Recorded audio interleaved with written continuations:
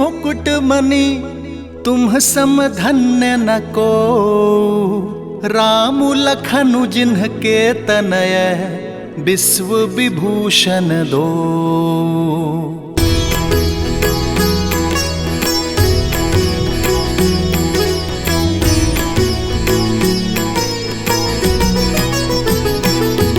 हो पूछन जोगु न तनय तुम्हारे, पुरुष सिंधति हो पुर उजियारे।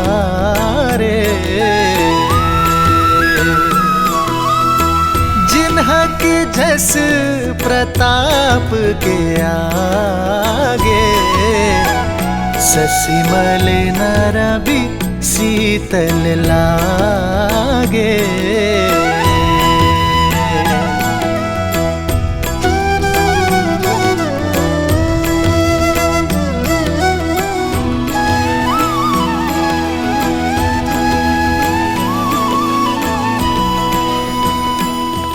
अयोध्या राज की जय हो।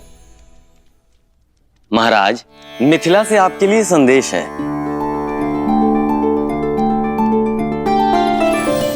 अयोध्यापति दशरथ को मिथिला नरेश जनक का प्रणाम।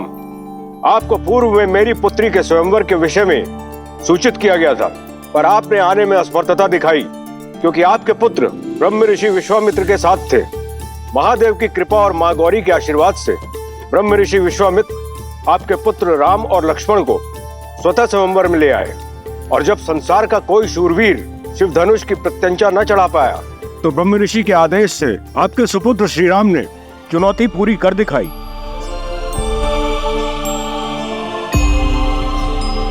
और कुमारी सीता को अयोध्या की वधू बनने का सौभाग्य दिया। ये पत्र मैं अयोध्या के राजा को नहीं, अपने संबंधी को लिख रहा हूं। अपने ज्येष्ठ पुत्र के विवाह को अपना शुभ आशीष और अनुमति दे। ब्रह्म ऋषि विश्वामित्र का अनुरोध और हम सबकी मनुहार है कि आप अयोध्या के सभी राजकुमारों सहित इस विवाह में सम्मिलित हों। राजर्षि परिवार, जनक, मिथिला, निवेदक, आर्यावर्त। दशरथ नंदन की, दशरथ नंदन की, दशरथ नंदन की। मेरे राम ने गर्व से मुझे शिखर पर बिठा दिया है। क्या कही सुमित्रा, कौशल्या, सुना तुमने? महादेव के धनुष पर प्रत्यंचा चढ़ाई है मेरे राम ने।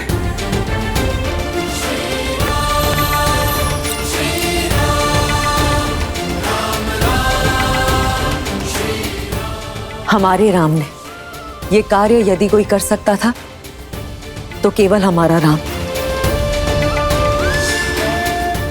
कदाचित मैं उसका ये शौर्य देख पाती, भरी सभा में उसे गले लगाकर उसे बधाई दे पाती। दीदी, हमारा राम। सुमित्रा,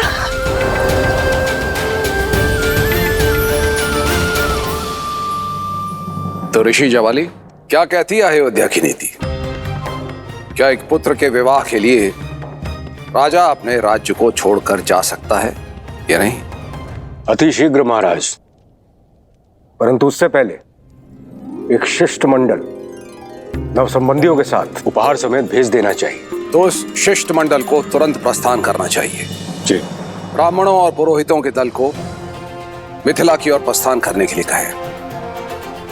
राजा जनक को सूचित किया जाए कि समस्त अयोध्या अपने राम के विवाह की साक्षी बनने के लिए मिथिला आ रही है। समय व्यर्थ ना करें ऋषि जवाली, मेरे राम का विवाह है, विलंब ना हो। जैसी आपकी आज्ञा। महामंत्री सुमंत्र, अयोध्या के सभी रथों को सज्ज कीजिए और उन्हें उपहारों से लाद दीजिए। जो आज्ञा महाराज। देवी कौशल्या, नव विवाहितों के स्वागत के लिए अयोध्या को एक नव वधू की तरह सज्जित कर दीजिए। देवी सुमित्रा, भरत और शत्रुघ्न को संदेश भेजा जाए कि वो शीघ्र अतिशीघ्र मिथिला पहुंचे। कैकेयी, उत्सव की घड़ी आ गई है, सभी प्रबंधों को देखो, कोई कमी नहीं रहनी चाहिए। मैं गुरुदेव वशिष्ठ से मिलकर आता हूं। ये विवाह उन्हीं के आशीर्वाद से होगा। जी महाराज, मेरे राम का विवाह है, मेरे राम का।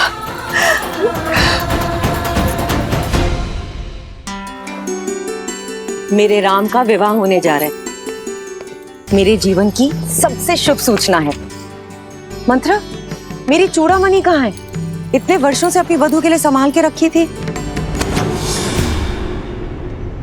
विवाह तो राम का है कैकेयी, किंतु तुम ऐसे प्रसन्न हो रही हो जैसे कि भरत की वधू घर आ रही है। ऐसे सज्ज हो रही हो जैसे कि राम तुम्हारे वंश को आगे बढ़ाएगा। मां कहकर नहीं पुकारा होता ना, तो अभी इसी क्षण तुम्हारी जीभ काट देती। वो जीभ जो सदैव शुभ अवसर पर विष उगलती है। एक बात कान खोल के सुन लो मंत्रा, विवाह मेरे पुत्र राम का है, मेरे राम का। समझी तुम? जीभ क्या, गर्दन काट दो ना मेरी। सत्य तो नहीं बदलेगा, और तुम जब ठोकर खाओगी ना तब समझोगी। जब राम को जन्म देने वाली मां कौशल्या स्वयं इस विवाह में नहीं जा रही, तो रीतियों की बेड़ियों को तोड़कर महाराज दशरथ तुम्हें वहां कैसे ले जा सकते हैं? रीति तो स्त्रियों के युद्ध में जाने की भी नहीं है रघुवंश में। फिर भी वे मुझे लेकर गए ना, क्योंकि वे मुझसे प्रेम करते हैं। उनकी सबसे प्रिय पत्नी हूं मैं, राम की सबसे प्रिय मां। और फिर अगर वहां जाऊंगी तो भरत से भी भेंट कर लूंगी। अब तो मुझे बातों में मत उलझाओ, शीघ्र मेरी चूड़ामणि ढूंढो। मैं आज एक बार फिर से महाराज को चौंका देना चाहती हूँ। आपने सही कहा था गुरुवर। श्राप के भय से मैं अपनी ही संतान के भविष्य के आड़े आ रहा था। देखिए ना, मेरा राम संसार की सर्वश्रेष्ठ कन्या का वर चुना गया है। यदि उस दिन मैं उसे ब्रह्म ऋषि विश्वामित्र के साथ जाने से रोकता, तो राम शिव धनुष उठाकर मेरा और अयोध्या का गौरव किस प्रकार बढ़ा पाता। बहुत बहुत धन्यवाद ऋषिवर। धन्यवाद महादेव का, जिन्होंने राम और अयोध्या के साथ साथ हम सबको यह गौरव दिया। जो भूल करने से बच गए, उस पर पछतावा करने से कोई लाभ नहीं पुत्र। आओ, राम के इस भव्य विवाह की यात्रा प्रारंभ करें।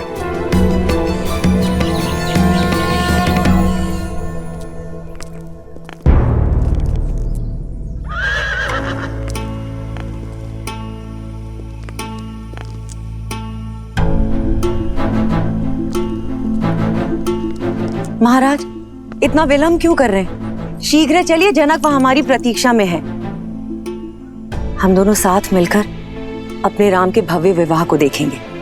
आज देखिए कैसे अश्वपति की पुत्री महाराज दशरथ के रथ को वायु के वेग से लेकर जाती है। शीघ्र आइए। कैकेयी, ये समय ठिठोली का नहीं है। मुझे विलंब हो रहा है, नीचे आओ।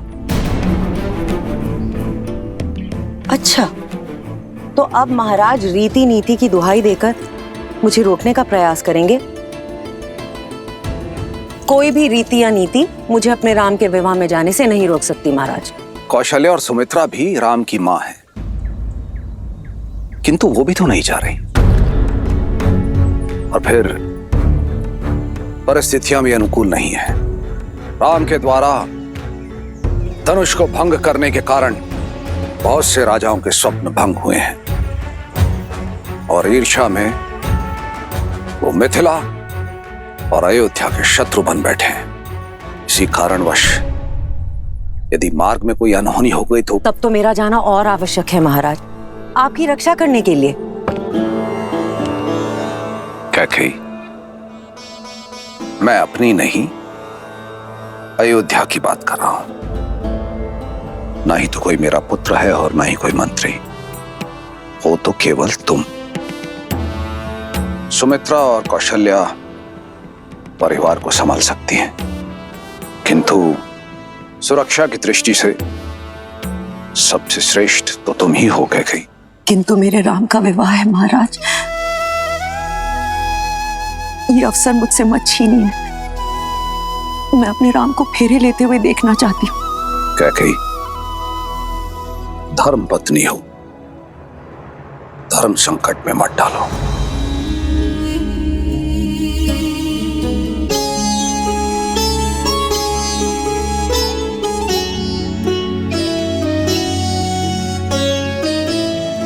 किंतु मैं तुम्हें इस प्रकार भावुक भी नहीं देख सकता। यदि तुम्हारी इच्छा इतनी प्रबल है तो तुम मिथिला जाओ, मैं यहां रुककर अयोध्या की सुरक्षा देखता हूं। महाराज, इतनी स्वार्थी भी नहीं है आपकी कैकेयी। जानती हूं आपके राम में आपके प्राण बसते हैं। उसका विवाह देखना आपका सबसे बड़ा स्वप्न है। ये स्वप्न कैसे छीन लूं आपसे? वैसे भी मेरा मन आपसे थोड़ा अधिक कठोर है, ये पीड़ा सह लेगा। आप जाएं महाराज, अपने पुत्र के विवाह का आनंद उठाएं। अयोध्या की रक्षा करने के लिए आपकी कैकेयी है।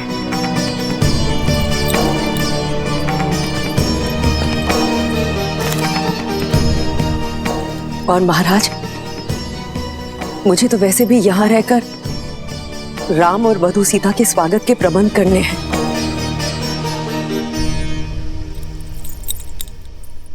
ऐसे सजाऊंगी अयोध्या को कि इंद्रलोक की दमक और वैकुंठ की शोभा भी फीकी पड़ जाएगी। प्रिय कैकेयी, ये मेरा वचन है, अगली बार कोई बाधा नहीं होगी। हमारे पुत्र भरत के विवाह में उसकी माता अवश्य उपस्थित होगी और वो हर रीति में सम्मिलित होंगी। आप राम और सीता को मेरा प्रेम दीजिएगा। आप जाए महाराज, विदा।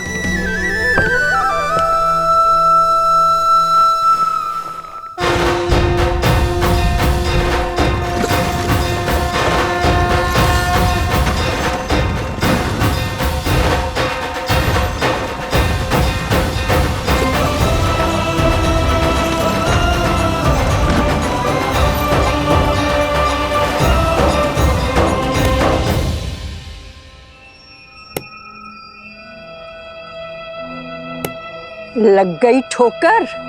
अब तो समझ लो, तुम ही हो जो राम नाम की रट लगाए फिरती हो। अपने पति के युद्ध में रथ में उंगली फंसाए फिरती हो, किंतु तुम ये नहीं जानती कैकेयी कि महाराज दशरथ के हृदय में केवल उनका ज्येष्ठ पुत्र ही बसता है, और वो है राम। उन्हें ना कैकेयी की चिंता है और ना भरत की।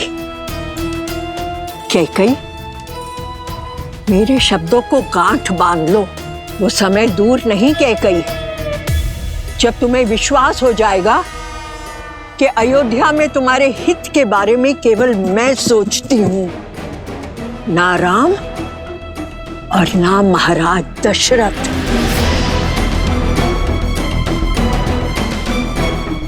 तुम्हें मौन रहने का आदेश दिया था ना, तो मौन रहो। सभी कार्यकारियों को सभा में आने का आदेश दिया जाए। स्वागत के प्रबंध निश्चित करने हैं। अयोध्या का भविष्य मेरा राम लौट कर आ रहा है।